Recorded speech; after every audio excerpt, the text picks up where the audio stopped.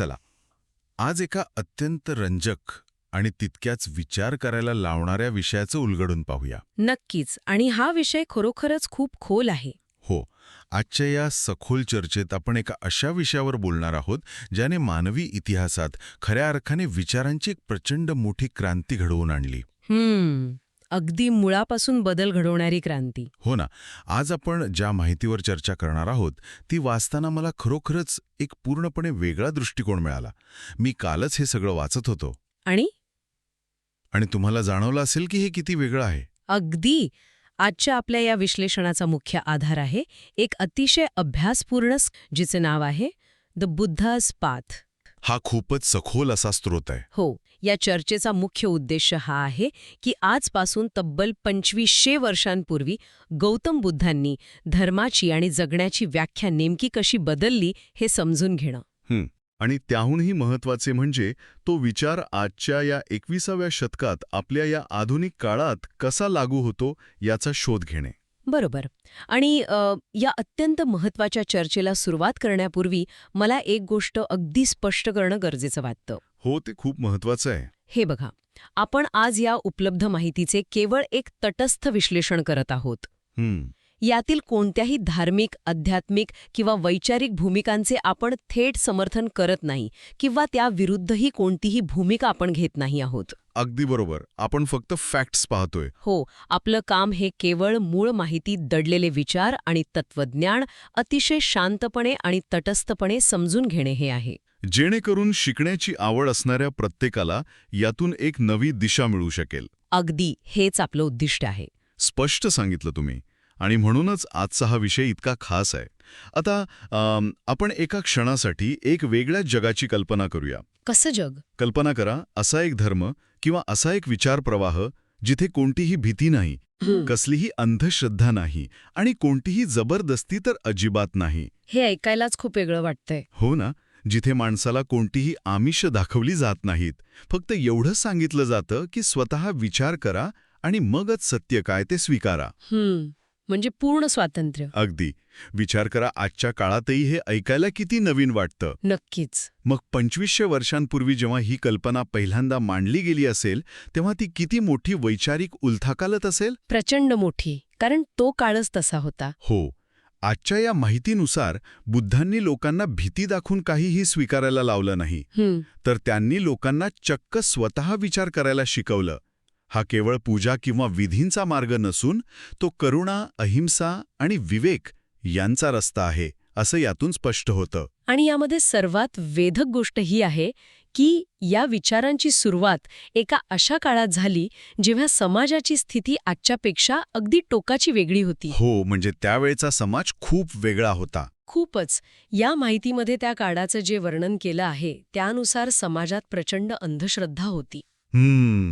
म्हणजे लोक घाबरायचे. हो, एक प्रकारची न दिसणारी भीती लोकांच्या मनात खोलवर रुजवलेली होती. देवाचा कोप होईल वगैरे. अगदी तेच. देव रागावले तर आपल्यावर मोठं संकट येईल, आपण काही विशिष्ट यज्ञ किंवा विधी केले तरच आपलं पाप नष्ट होईल, अशा समजुती त्या काळात अत्यंत दृढ होत्या. म्हणजे लोकांना सतत एका धास्तीत ठेवलं जायचं. हो, लोक परंपरेच्या ओझ्याखाली पूर्णपणे दबलेले होते. पण बुद्धांनी या सर्व प्रस्थापित समजुतींवर थेट प्रश्नचिन्ह निर्माण केलं. म्हणजे त्यांनी थेट परंपरेलाच आवाहन दिलं. हो, त्यांनी अत्यंत स्पष्टपणे सांगितलं की कोणतीही गोष्ट फक्त ती एक परंपरा आहे म्हणून मुकाट्याने मानू नका. किंवा कोणीतरी मोठ्या माणसाने सांगितली आहे म्हणूनही मानू नका. बरोबर. डोळे झाकून विश्वास ठेवण्याला त्यांचा स्पष्ट विरोध होता. पण इथे मला एक प्रश्न पडतो. सांगा ना. आजच्या काळात आपण परंपरेला प्रश्न विचारू शकतो, पण त्या काळात म्हणजे 2500 वर्षांपूर्वी जेव्हा धर्म आणि विधी हेच समाजाचे नियम होते, तेव्हा परंपरेला आव्हान देणं हे केवळ बंडखोरपणाचं नव्हतं, तर ते अत्यंत धोकादायक असला पाहिजे, नाही का? खूपच धोकादायक होतं. तत्कालीन समाजाकडून याला प्रचंड विरोध झाला असेल. लोक सहसहजी आपली पिढ्यानपिढ्या चालत आलेली भीती कशी सोडून देतील? हाच तर खरा कळीचा मुद्दा आहे. आणि म्हणूनच हा मार्ग कोणताही आंधळा विश्वास नव्हता. या साहित्यात यासाठी एक खूप सुंदर आणि अचूक शब्दप्रयोग वापरला आहे. कोणता? जागृत विचार. जागृत विचार म्हणजे नेमकं काय? जेव्हा एखादी व्यक्ती परंपरेला केवळ विरोधाला विरोध म्हणून आव्हान न देता अत्यंत शांतपणे का असा प्रश्न विचारते, तेव्हा तो जागृत विचार असतो. अच्छा, म्हणजे बंडखोरी नाही तर जिज्ञासा. अगदी बरोबर. बुद्धांचं म्हणणं असं होतं की जर एखादी गोष्ट खरोखर सत्य असेल तर ती कोणीतरी सांगितली आहे म्हणून सत्य नसते, तर ती प्रत्यक्ष अनुभवातून आणि स्वतःच्या विवेकी विचारातून सिद्ध झाली पाहिजे. हा, खरंच मानवी मानसिकतेच्या दृष्टिकोनातून एक अत्यंत मोठा आणि धाडसी बदल होता. हो, माणसाला स्वतःच्या बुद्धीवर विश्वास ठेवायला शिकवणं सोपं नसतं. माणसाला त्याच्या स्वतःच्या तर्कावर विश्वास ठेवायला शिकवणं हे एक असं पाऊल होतं जेणे माणसाला मानसिक गुलामगिरीतून बाहेर काढलं. नक्कीच. आणि इथेच ही गोष्ट खूप रंजक होते. कशामुळे? कारण या माहितीमध्ये बुद्धांच्या याच अनुभवाच्या कसोटीवर आधारित एका अत्यंत सुंदर आणि सोप्या उदाहरणाचा उल्लेख आहे, हो, मला आठवतंय ते उदाहरण. जे थेट मनाला भिडतं. बुद्धांनी त्यांच्या शिकवणीची तुलना चक्क सोन्याशी केली आहे. सोन्याची कसोटी? हो, जसं एखादं सोनं खरे आहे की खोटं हे तपासण्यासाठी ते नुसतं बघून ठरवलं जात नाही, ते घासून बघावं लागतं. ते अग्नीत टाकलं जातं, घासून पाहिलं जातं, ठोकून पाहिलं जातं. तसंच बुद्धांनी लोकांना सांगितलं की माझे शब्द आंधळेपणाने मान्य करू नका. तर माझ्या शब्दांची तुमच्या स्वतःच्या आयुष्यात परीक्षा घ्या. हे वाचून मला खरोखरच प्रचंड आश्चर्य वाटलं. हो, म्हणजे एक गुरु स्वतःच्या शिष्यांना असं सांगतोय हे दुर्मिळच आहे. तेच ना. एक महान विचारवंत अनुयायांना सांगतोय की माझ्यावर डोळे झाकून विश्वास ठेवू नका. जर तुम्हाला माझी शिकवण तुमच्या स्वतःच्या कसोटीवर योग्य वाटली तरच ती स्वीकारा.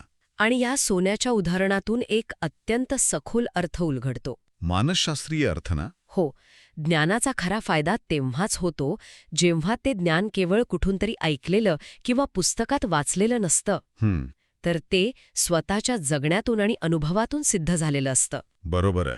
कारण नुसतं ऐकलेलं ज्ञान आपण विसरून जातो. हो, दुसऱ्याने दिलेलं ज्ञान हे केवळ एक माहिती असते, इन्फॉर्मेशन. पण जेव्हा आपण ते स्वतः अनुभवतो, पडताळून पाहतो, तेव्हा ते ज्ञान आपली प्रज्ञा बनते, शहाणपण बनते. ज्ञानाचा नुसता ग्राहक न बनवता ज्ञानाचा शोध घेणारा एक डोळस संशोधक बनवलं. म्हणजे ही शिकवणीची पद्धत हुकुमशाहीची नव्हती. अजिबात नाही.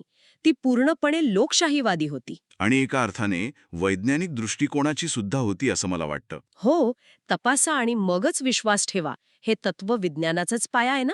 अगदी मानवी प्रगतीचा सर्वात भक्कम पाया.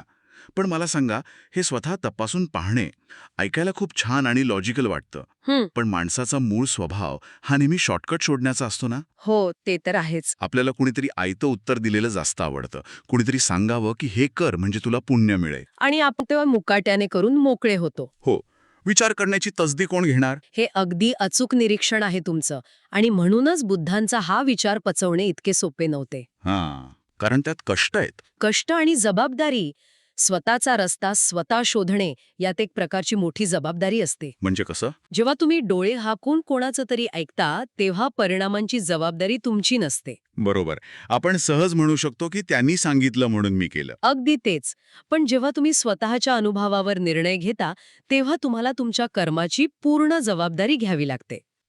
विचार खूपच सखोल आहे. हो, आणि या विवेकी आणि जबाबदार दृष्टिकोनासोबतच ह्या माहितीत आणखी एका अत्यंत नाजूक पण तितक्याच प्रभावी घटकावर भर दिलाय. तो कोणता घटक? तो म्हणजे करुणा. हो, करुणा. आता बऱ्याचदा आपण करुणा या शब्दाचा अर्थ फक्त दया असा घेतो. एक साधा समज असतो आपला. कोणीतरी गरीब किंवा दुःखी दिसला की त्याच्यावर दया करणे म्हणजे करुणा. पण तसं नाहीये. आजच्या या माहितीत करुणेची जी व्याख्या दिलीये ती खूपच वेगळी आणि अधिक सखोल आहे. हो, मी वाचत होते ते. त्यात खूप छान मांडलंय. हो, त्यात असं म्हटलंय की करुणा म्हणजे फक्त वरवरची दया नसून दुसऱ्याच्या दुःखाला स्वतःचं दुःख समजणे. म्हणजे एक प्रकारची एम्पथी. अगदी. किती सुंदर आणि क्रांतिकारी विचार आहे हा. जगातला प्रत्येक जीव, मग तो कोणीही असो, तो फक्त सुख शोधत असतो आणि दुःख टाळू इच्छितो. ही प्रत्येक जीवाची मूळ धडपड आहे. हो, जर प्रत्येकाची हीच मूलभूत इच्छा आहे तर आपण दुसऱ्याला दुःख का द्यावे? हा एक अतिशय साधा पण मानवी अस्तित्वाला थेट भिडणारा प्रश्न यातून उभा राहतो. बरोबर. आणि या करुणेच्या व्याख्येला जर आपण अहिंसा या संकल्पनेशी जोडले तर त्याचा अर्थ आणखी व्यापक होतो. अहिंसेचा अर्थ व्यापक कसा होतो? हे बघा, अनेकदा समाजात अहिंसा म्हणजे कमजोरी मानली जाते. हो, असं बऱ्याच लोकांना वाटतं की हा माणूस मारामारी करू शकत नाही म्हणून शांत बसलाय. तो सर्वसामान्य गैरसमज जो माणूस प्रतिकार करू शकत नाही, ज्याच्यात ताकद नाही, तो अहिंसेचा मार्ग पत्करतो असं मानलं जातं. या आजच्या विश्लेषणानुसार अहिंसा ही अजिबात कमजोरी नसून ती मानवाची सर्वात मोठी आणि कठीण शक्ती आहे. कठीण शक्ती. हो, येथे एक अत्यंत महत्वाचा विचार मांडणं गरजेचं आहे की रागाने राग कधीच शांत होत नाही. तो फक्त वाढतो. हो, द्वेषाने द्वेष कधीच संपत नाही.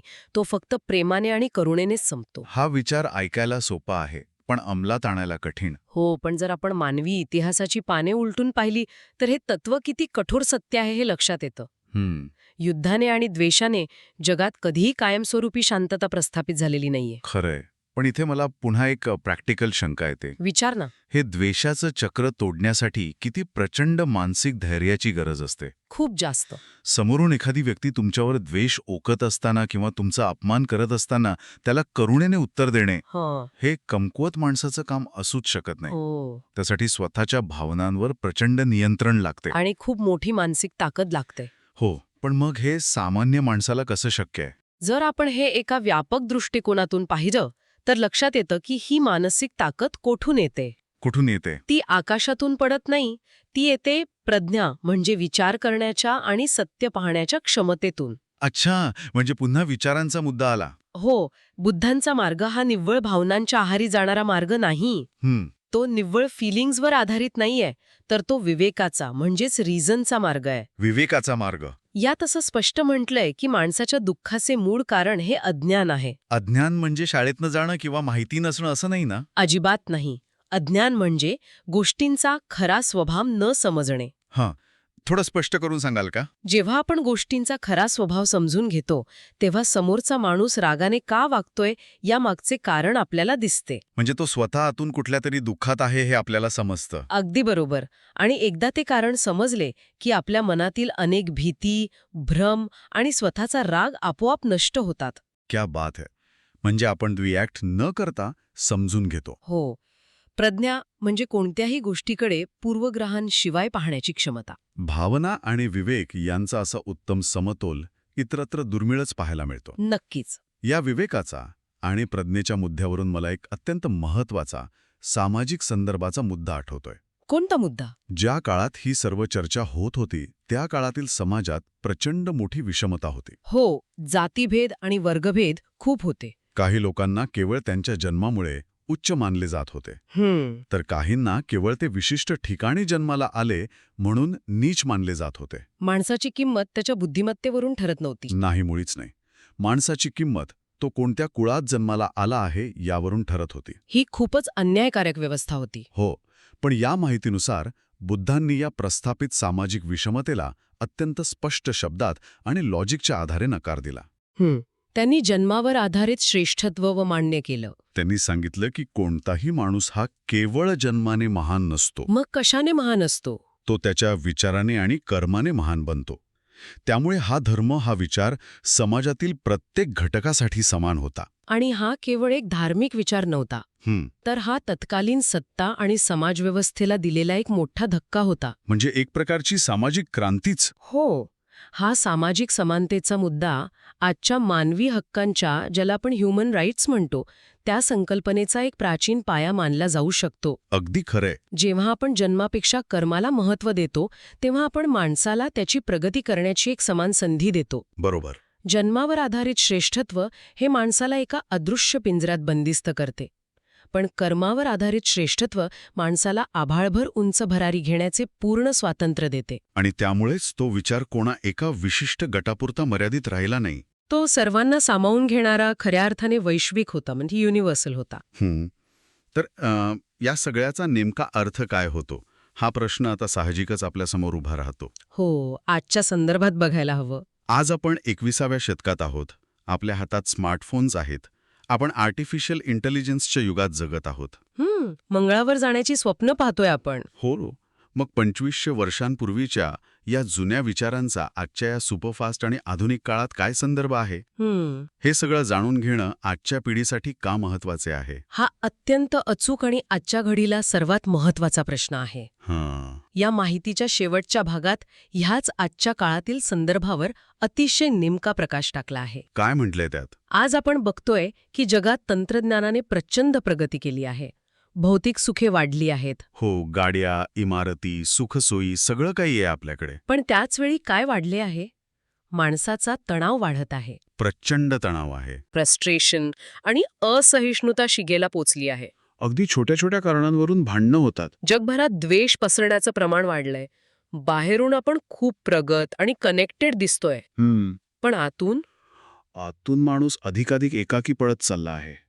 डिप्रेशन आणि अँझायटी सारख्या मानसिक समस्यांनी पूर्ण जगाला वेढले आहे. हो, आणि मला वाटतं सोशल मीडियामुळे हे सगळं आणखीनच टोकदार झालंय. नक्कीच. आपण सतत कुणाशी तरी आपली तुलना करत असतो किंवा कुणीतरी आपल्या विचारांशी सहमत नाही म्हणून त्याच्यावर राग काढत असतो. अगदी बरोबर.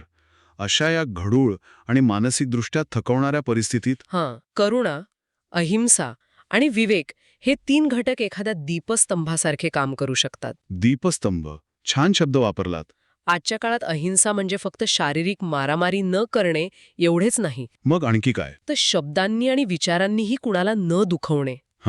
ऑफिसमध्ये, ट्रॅफिकमध्ये किंवा सोशल मीडियावर वावरताना अंमलात आणले तर खरंच खूप फरक पडेल. समाज अधिक शांत आणि खऱ्या अर्थाने राहण्यायोग्य होऊ शकतो. हा मार्ग फक्त मंदिरात जाऊन बसण्याचा किंवा डोळे मिटून ग्रंथांचे वाचन करण्याचा नाही, तर तो रोजच्या धकाधकीच्या जीवनात माणसाच्या मनात जिवंत राहणारा मार्ग आहे. अगदी बरोबर. आपण आजच्या या सखोल चर्चेतून जे काही समजून घेतलं त्याचा थोडक्यात पण अत्यंत प्रभावी आढावा घ्यायचा झाला तर आपण असं म्हणू शकतो की कोणत्याही गोष्टीवर आंधळा विश्वास न ठेवता डोळसपणे आणि विवेकाने सत्याचा शोध घेणे. बरोबर. जगातील सर्व जीवांबद्दल, अगदी आपल्याशी असहमत असलेल्यांबद्दलही करुणा बाळगणे आणि कोणत्याही कठीण परिस्थितीत द्वेषाऐवजी प्रेमाचा आणि सामंजस्याचा मार्ग निवडणे म्हणजेच खऱ्या अर्थाने या मार्गावर चालणे होय. अगदी सुंदर सारांश सांगितलात तुम्ही. ही माहिती आपल्याला फक्त भूतकाळात अडकवत नाही, तर भविष्यकाळाकडे बघण्याची एक अत्यंत सकारात्मक आणि प्रगल्भ दृष्टी देते. आणि कदाचित म्हणूनच या अभ्यासाने काढलेला अंतिम निष्कर्ष असा आहे की मानवजातीचे खरे भविष्य केवळ तंत्रज्ञानात नाही, तर याचा विवेकाचा मार्गावर दडलेले असू शकते. खरे. तंत्रज्ञान आपल्याला जगण्याची नवनवीन साधने देईल, पण नेमके कसे जगावे आणि इतक्या वेगवेगळ्या विचारांच्या लोकांसोबत शांततेत कसे राहावे हे आपल्याला याच मार्गावरनं शिकावे लागेल. अगदी याच विवेकाच्या आणि करुणेच्या मार्गावरनं शिकावे लागेल. खरंच हा विचार खूपच सखोल आणि आजच्या धावपळीच्या जगासाठी अत्यंत प्रेरणादायी आहे. एक प्रकारचा मानसिक दिलासा देणारा हा विचार आहे. या सर्व चर्चेच्या शेवटी आजच्या आधुनिक काळातील एका अत्यंत ज्वलंत वास्तवाशी निगडीत एक शांत पण अत्यंत भेदक प्रश्न विचारून आपण थांबूया. नक्की, कोणता प्रश्न? या माहितीत एक अत्यंत महत्वाचे आणि क्रांतिकारी तत्व सांगितले आहे. स्वतः विचार करा आणि अनुभवातून सत्य तपासा. आता आजचा काळाचा विचार करा. आज आपण अशा एका युगात जगत आहोत जिथे दररोज सकाळी उठल्यापासून ते रात्री झोपेपर्यंत आपल्या मोबाईलच्या स्क्रीनवर हजारो वेगवेगळ्या आणि न तपासलेल्या माहितीचा, फेक न्यूजच्या आणि अफवांचा भडीमार आपल्यावर होत असतो. रोजच होते हे. आपण ती माहिती खरी मानून लगेच प्रतिक्रिया देतो, संतापतो किंवा ती पुढे फॉरवर्ड करतो. पण जर आपण खऱ्या अर्थाने बुद्धांचा या स्वतः तपासून पाहण्याच्या आणि सोन्यासारखं घासून बघण्याच्या तत्वाचा अगदी कठोरपणे वापर करायचे ठरवले, तर उद्या सकाळपासून आपण ग्रहण करत असलेल्या माहितीत, आपल्या ऑनलाईन वागणुकीत आणि सर्वात महत्वाचे म्हणजे आपल्या स्वतःच्या मानसिक शांततेत किती मोठा आणि सकारात्मक बदल घडून येईल. हा खरोखरच प्रत्येकाने स्वतःला विचारण्यासारखा आणि सखोल आत्मपरीक्षण करायला लावणारा प्रश्न आहे. श्रोत्यांनी या प्रश्नावर नक्की विचार करावा. नक्कीच. आजच्या या सखोल चर्चेत आपण एका प्राचीन पण अत्यंत आधुनिक आणि उपयुक्त विचाराचे अनेक न पाहिलेले पैलू उलगडले. या सखोल चर्चेत सहभागी झाल्याबद्दल धन्यवाद. धन्यवाद. पुन्हा भेटूया अशाच एखाद्या रंजक विचार करायला लावणाऱ्या आणि ज्ञानवर्धक विषयाच्या विश्लेषणासह. तोपर्यंत स्वतः विचार करत रहा, प्रश्न विचारत रहा आणि स्वतःचं सत्य अनुभवातून शोधत रहा.